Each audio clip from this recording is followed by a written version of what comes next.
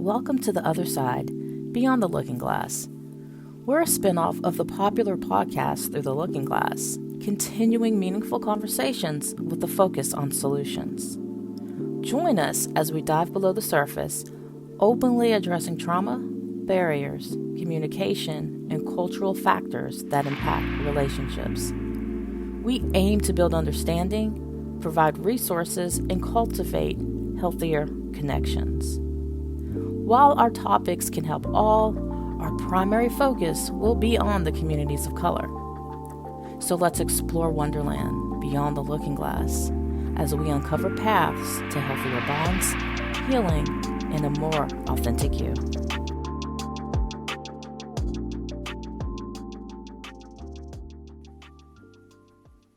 All right, everybody, welcome back to episode 3 of Wonderland Beyond the Looking Glass. And today's going to be a really loaded topic. And we're going to start off with our mental health check, but that's really what we're going to be talking about today is dating somebody with mental health challenges and what that looks like, be it that if you are the person with the mental health challenge or the person you're interested in has it, or both of you do, right? Contributing concerns. So before we jump into that topic, let's go around and do our own mental health check. We kind of got a little taste before we went on the mic, but we'll start off with Chris. Oh,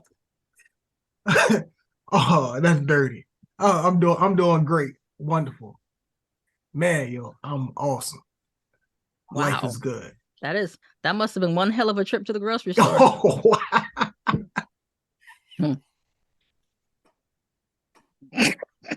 That's what we doing? Okay.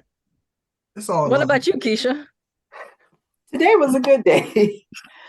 Today was a good day, and I'm hoping for great outcomes from all of the events that happened today. And we know it. We know it shall occur. So claim it. Yep. Thank you. I say, well, I was told by my therapist today after our session that we need to increase our levels. So that's how my mental health is going. I'm afraid I said too much. It's okay, friend. The funny part is she's not wrong. So anyway, baby steps. And with that being said, we're going to jump into our topic.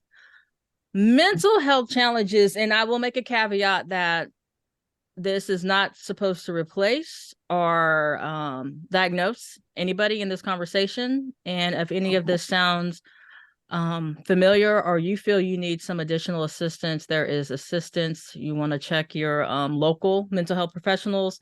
We also have resources online where you can click and find a therapist that you connect with. One might even be on this podcast. Who knows? So let's jump into what we're going to talk about when we're talking about mental health. So for me, I do 2 sections, right? You have people who have problematic or challenging behaviors, but not necessarily diagnosed, or as I call coded, right? Then coded meaning you have a diagnosed code. That's a part of the DSM. And for people who are not aware of what that is, that's just a diagnostic handbook, manual that mental health professionals use to make assessments. So I use the term coded for people who actually have a code. And then you have behaviors. And I know Chris is going to really talk about how he can't stand the word narcissist. And I'm pretty sure that's a layered statement on why he can't stand that word, but we'll let him talk about that part. And I'm going to talk about the way different diagnoses might present themselves, specifically anxiety, because that's mine. I'm actually coded general anxiety disorder, or GAD for short, meaning I'm actually have a code for that.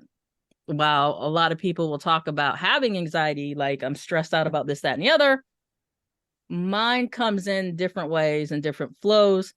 And it's also a diagnosis that will present itself in different ways. Everybody with anxiety, specifically generalized anxiety disorder, might not present the same way. So all of these things can cause some challenges in forming relationships and maintaining them. Another area that I see a lot of is depression. And then the other ones that I don't feel too comfortable talking about because I make jokes and sarcasm, and that's not the place. So I'll let Keisha do those parts. But when you're talking about bipolar and some of the other ones that can be extremely problematic, we're just going to kind of highlight some of the areas, for one, to try to take the stigma away, right? But also what challenges might come up and how to address those if you want to maintain that relationship.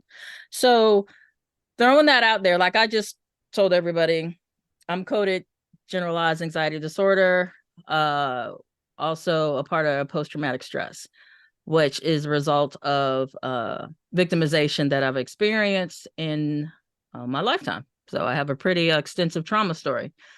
How that presents itself, it comes out in different ways, which I will talk about as we go through this podcast. But let's jump into why. Why is it important to understand mental health challenges, especially if you're dating somebody who has that? And that can be for anybody. You go ahead, Keisha. It is extremely challenging because especially if the person that they're dating don't know that they have a mental health disorder, and they're kind of left out there trying to figure out what's going on with these ups and down behaviors or distancing behaviors. So it is extremely challenging. It helps when we know what's happening up front, but it is challenging when you don't know.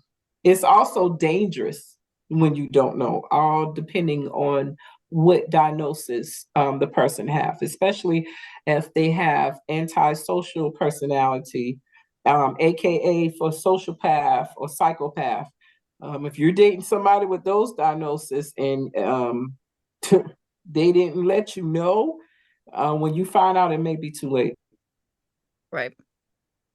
Especially when you have those the ones who ride together, like schizophrenia and the antisocial, that's not good. And there's a whole bunch of research behind when you're looking at serial killers and things of that nature, where they'll be identified as antisocial disorder, but mainstream will call them psychopath and things of that nature. But like Keisha said, that they're murderers. They can be murderers. And the challenge is the remorse thing, right? It's not there. So that's what they will pretend. They will put on a show. They'll mock it. People long enough to put on a show to make you think that they actually have feelings, that they're compassionate and they care about your thoughts and how they make you feel, and but they really don't. They don't. They don't. There was an interview with a young man who had antisocial disorder. He basically said he would just mimic what other people did. Right. When people were at funerals, he wouldn't cry because he didn't feel anything, but he knew he should be because everybody else was. Mm-hmm. Or when people would say nice things to him, he would respond because he saw other people do it, but he didn't feel anything. That could be a challenge, especially when you're in learning somebody, right? And you're getting into that dating mode and they're just mimicking what you're doing. Absolutely. I had a client that was a sociopath, and he looked like the perfect gentleman. I mean, he's someone that women will definitely find attractive, or men, if whatever. But he looked like he was a normal guy, ran a business and everything, but he had an urge to kill. And it was overwhelming. He's the type of person that he knows he needs to be in counseling pretty much for the rest of his life. Right. So, right. But he's still meeting people. He has at that time he had a 4-year-old. She may be grown now, but he actually separated from his girlfriend because he had the urge of hurting her. And so that he didn't hurt her, not that he really cared, he just felt like, well, I guess it's the right thing to do because this is my daughter's mom. Then he separated himself from her. So. And it's crazy, right? Because you're looking at a scale. And like where I'm talking about anxiety, so I'm just stressed about everything all the time, all the way to I could kill you, and not me, but what we were just talking about, and not have any remorse for it. But then we jump over to the grouping that Chris likes so much, and that's the narcissist. So tell us why you don't like that word. Because it's played out. Like the word before this was toxic.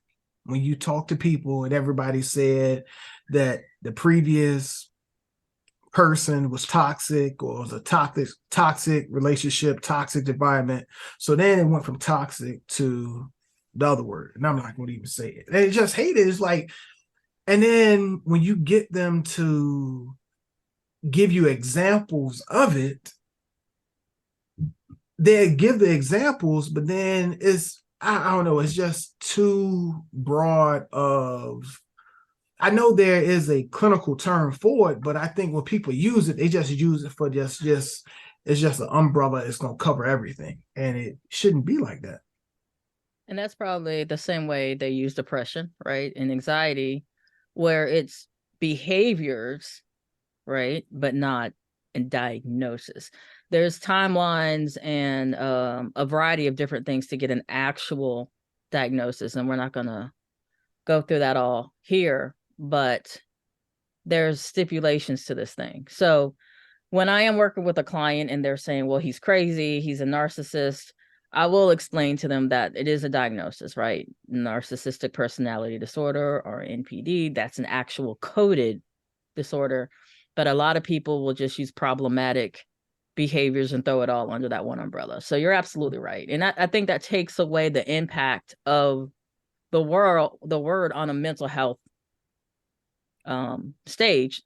But that doesn't mean the behavior should not be addressed. So when we're looking at behaviors, be it coded or behaviors, because not everybody will be coded, because not everybody seeks assessments. Not everybody wants to go to a therapist or a mental health professional to get a diagnosis. And I have my beliefs about that, especially when it's children and getting diagnosed so early on.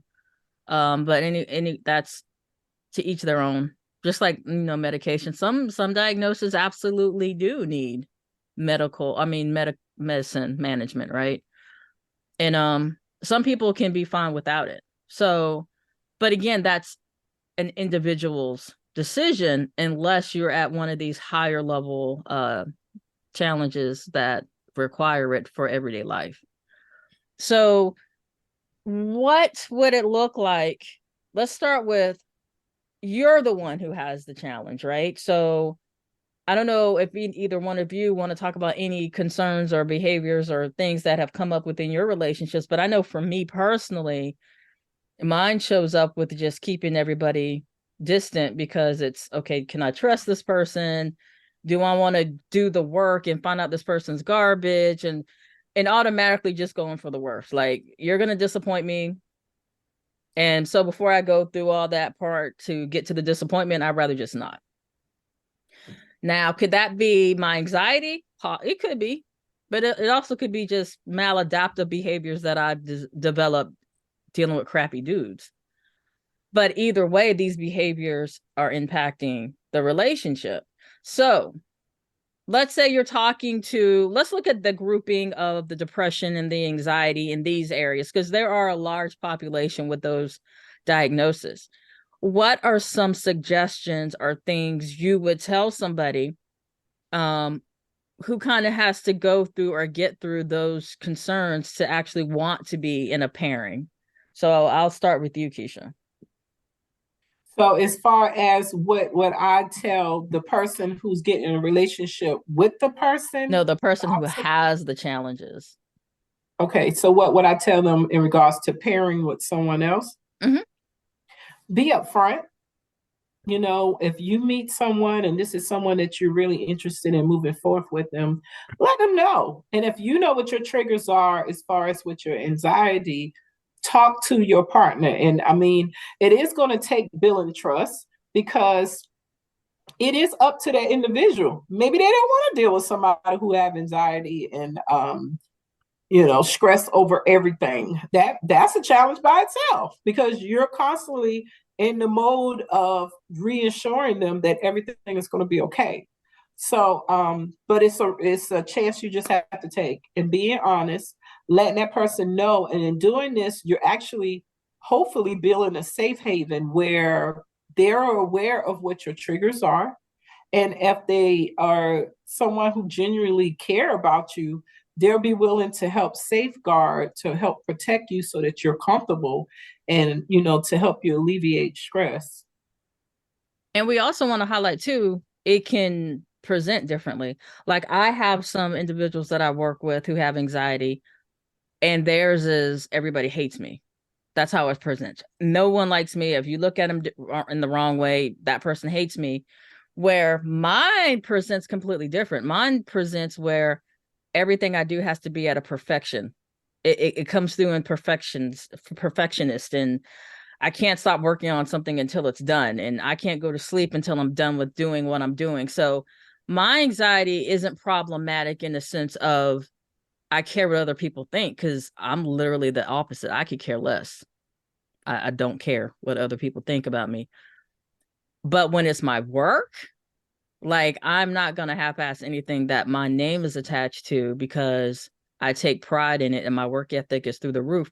So anybody who's dealing with me would have to know that I'm a workaholic to the point of addiction. Like, one of my therapists did say that I'm addicted to work, being busy and always doing something, because when I'm not, it gets too quiet. And when I'm not, that's when you think and all the other stuff. So my anxiety presents in go, go, go. And it's helped me get to where I'm at in my career, but my relationships have taken a hit. So the different challenges present differently. Now, when you're looking at some of the other behaviors, such as bipolar or borderline, what could be some potential challenges there, in your opinion? Ooh, bipolar and borderline. Oh my goodness. I've also provide therapy to folks that was bipolar and borderline. Borderline personality disorder is an extreme disorder, and hats off to people who are dealing with this disorder, and the ones who are really, trying to stay into therapy and take their meds. My heart goes out to you. It is definitely a challenging disorder to deal with. It's probably one of the top 5 disorders that's the most challenged to deal with. Borderline people, their personality switch back and forth so fast, and at times they can become very violent. They abuse themselves. They will run their head into the wall or run your head into the wall. I mean, it's a very challenging disorder. So dating someone who is borderline, I would encourage their partners to become a part of their therapy, because you would need to, be along with them as they go through their therapy sessions. It would be helpful if you did. This way you better understand the disorder, because it is many challenges and a lot of symptoms that's associated with borderline. Bipolar is just a step down from borderline, so they kind of is similar. It's similar.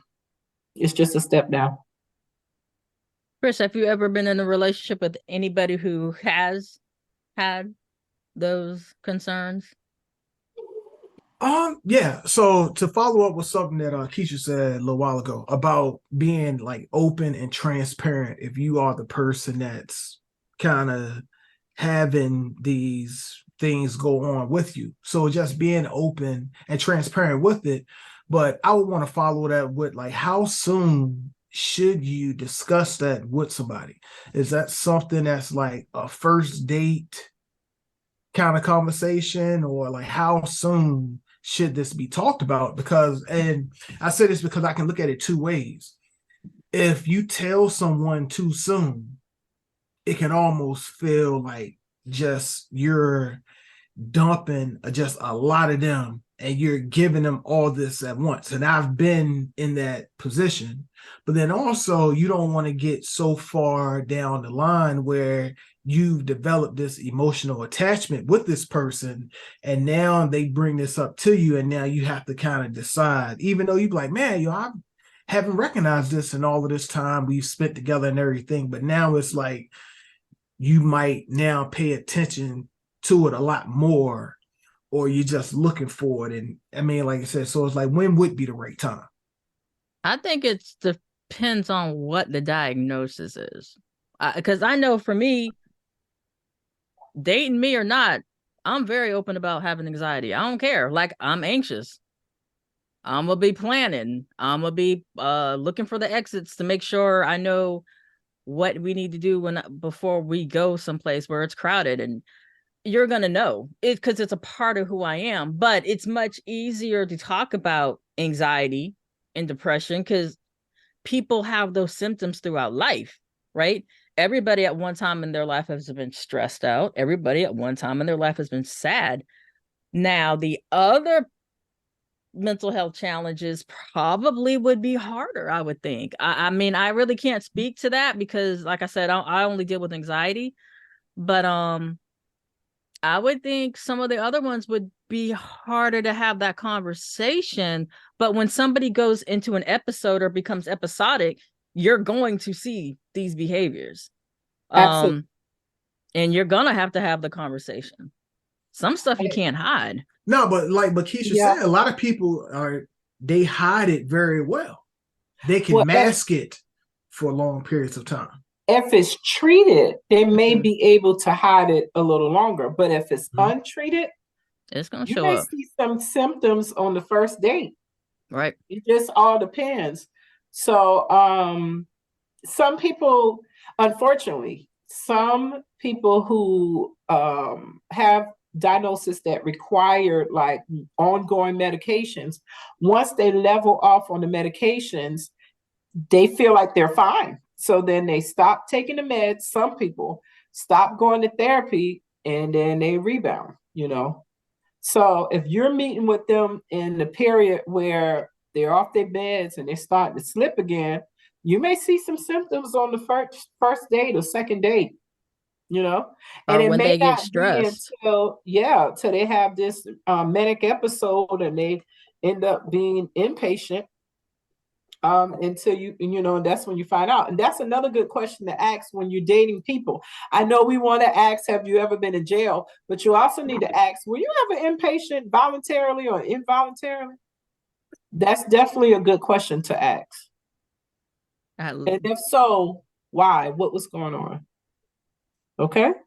So, you know, I just want to throw that out there for all our listeners. When you're dating, add that to your list. Okay. What they be like, you're gonna have to sign a release of information. Yeah, HIPAA. That's your answer. Oh, you know, not saying dating people who have a mental health disorder is an issue. I will say that everybody, you can find everyone in the DSM-5 aura. Everyone is in that book. The manual. It's the manual, Chris. It's the manual we're talking about. I thought it was back in algebra class. I just heard a bunch of letters and numbers. No, but everybody is in that book.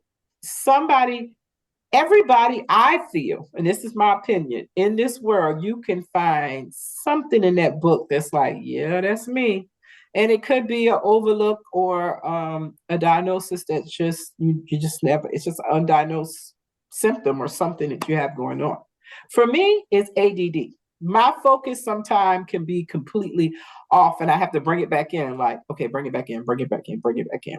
So that's a struggle, especially, you know, if it's a serious conversation, I'm into it, I'm not going to lose focus. But there is time where my mind may wander because I got other stuff I'm working on. Is okay, bring your focus back in. That can cause an issue with dating as well. So not all diagnosis may be as extreme as borderline. It could be some mini diagnosis that's an issue too. So it's just something to take in consideration. So would you suggest that, say you are going in or in a relationship with somebody and you're like, okay, you know what? I really like this person. They've disclosed that they're they're dealing with this. Um, I believe if you're going to do that, you need to turn into somebody who learns about what that diagnosis is, and not just what the diagnosis is, but how it presents in your person. Because Right. again, they all do not present the same way. So how does it Right. present in your person? Like for me, I need somebody who's really strong and sees when I'm going into an episode of work to tell me to sit my ass down someplace. Like stop. And be strong enough to where when you say it, I'm like, okay, because I'm tripping right now, right? You know. But you have to learn what the triggers are, or know when I start to get really, really distant or shut down, that I'm probably going to be going into an episode. I can't remember the last time I actually had a panic attack. It's been some years, but to know how to handle me when I'm going through that. Like, don't touch me. Let me have my space. I'm probably gonna have to go out and walk around. My brother is really good at that. My cousin Keisha, like if I'm going into a panic attack space, I'll know it's about to come on because I get like heat flashes and stuff, and I'll have to go walk. But if somebody doesn't know that and they try to hug on me or coddle me, or freaking touch me, it's gonna set me off. But you wouldn't know that. And then some people might be okay who go into a type of panic attack or an anxiety attack and like that, right? The weighted blankets and things of that nature, but I'm not that person. So you would have to, in my opinion, learn what it is, but how it presents in the person. What do you guys think about that? I agree.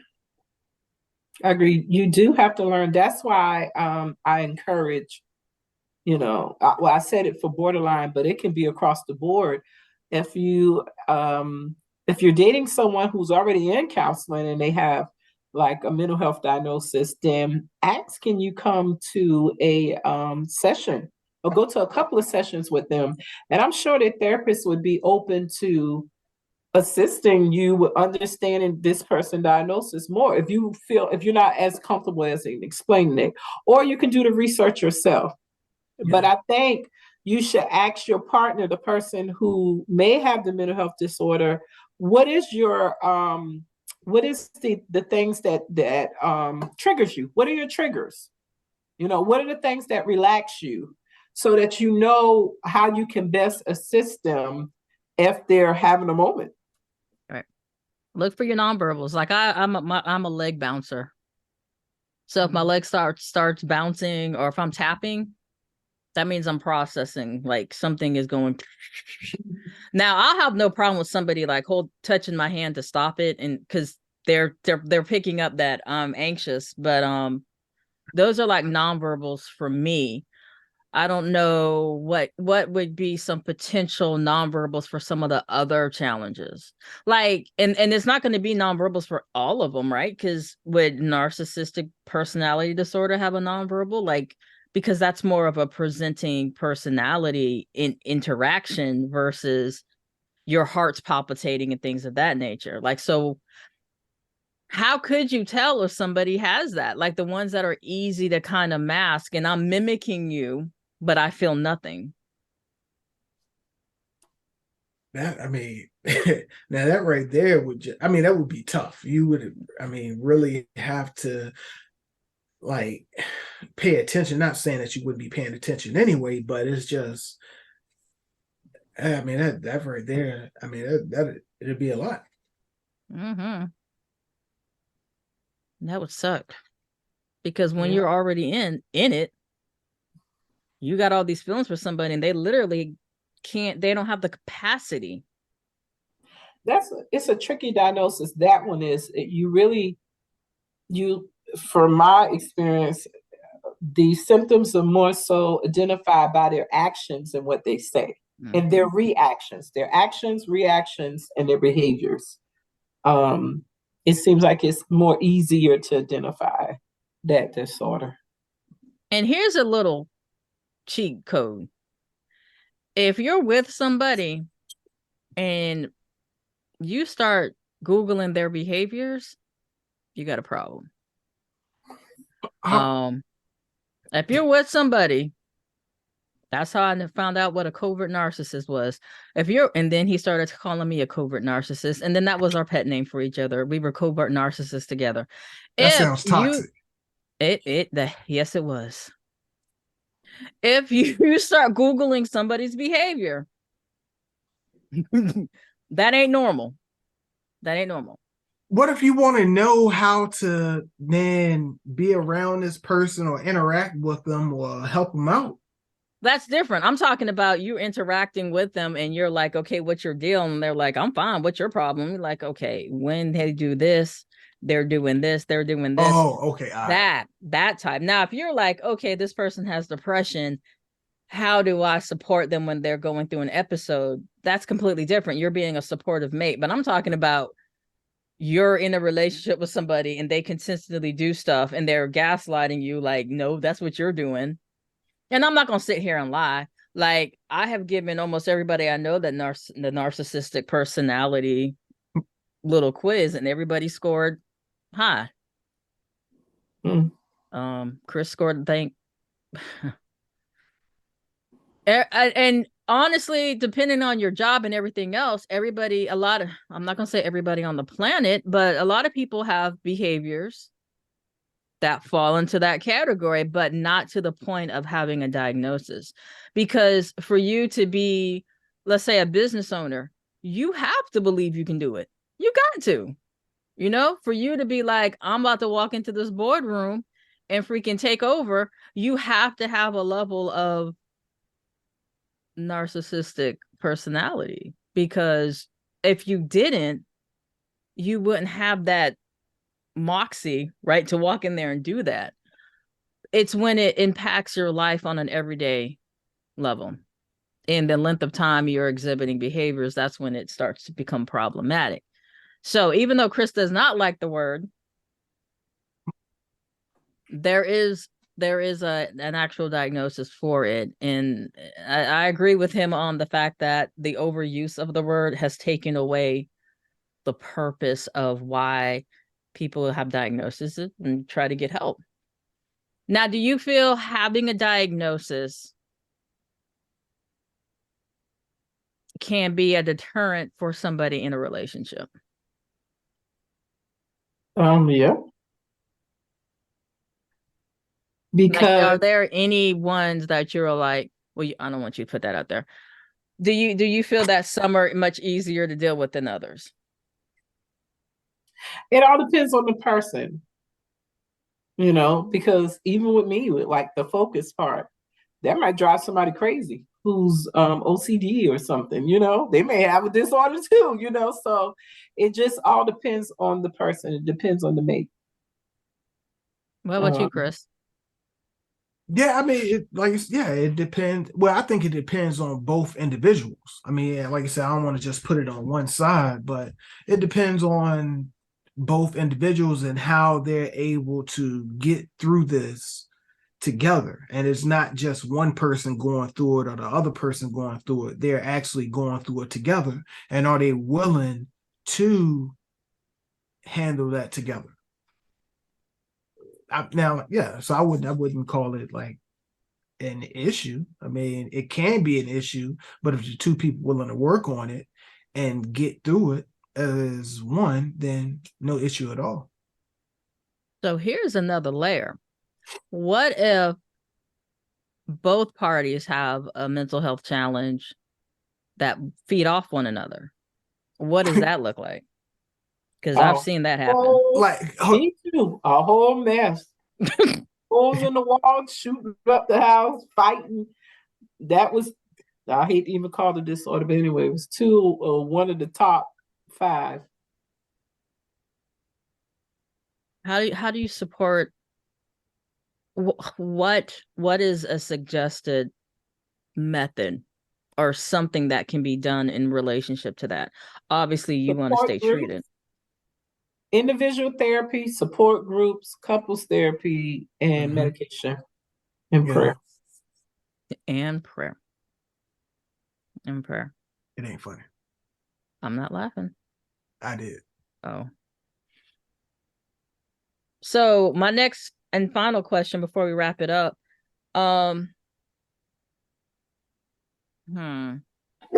Because what I don't want to do is have the conversation where we're trying to say, don't do this, don't do that, but be open to the responsibility of walking with somebody through those challenges. I'll say that, because I tell clients and couples I work with all the time, when you choose to go into a relationship with somebody, you're taking on responsibility for challenges that they have, right? Because if you're wanting a healthy connection, a part of that is supporting each other through whatever it is they're going through. That would include if they have episodes of whatever mental health challenge they might have. So you really have to be honest about that situation. And again, like you both said, be upfront in the beginning, even though I do feel that there's some challenges that are much easier, some diagnoses that are much easier to say upfront, I'm dealing with this, versus like I can say I have anxiety all day, but I might not be as open if I had schizophrenia. You know what I'm saying? If I was a schizophrenic, I don't know if I would be, because there's stigma around it, but there's also fear of not knowing, right? So when you are dealing with people who might not be ready to open up about that mental health challenge, what would you say to them? They want to date, they want to be in relationships, but they're scared to open up about that part of themselves. What would be some suggestions? And that's for both of you. My suggestion would be like them having they would have to have that conversation with themselves, just to like, hey, like be honest with themselves and say, hey, well, if you have these reservations about opening yourself to someone else, like, are you really ready if you have those reservations? So it's like gotta the individual gotta be honest with themselves. But when do you still feel it's something that should be done early on, though? Like within that potential relationship? When in the relationship, in the get to know phase, do you think it's Well, appropriate? I mean, it just all depends. If they're able to mask those behaviors, symptoms, and it's not, it doesn't, their mate don't see it, they may be able to hide it longer, but I would suggest letting them know early on, so they can have the support. It's all about having the necessary support. It's just like, okay, one partner may have a medical issue, the opposite partner may have a mental health issue. So it's about giving each other that level of support, because nobody's perfect. Everybody got something. Even if it's not mental health, it may even be a medical situation or whatever. You have a shortcoming.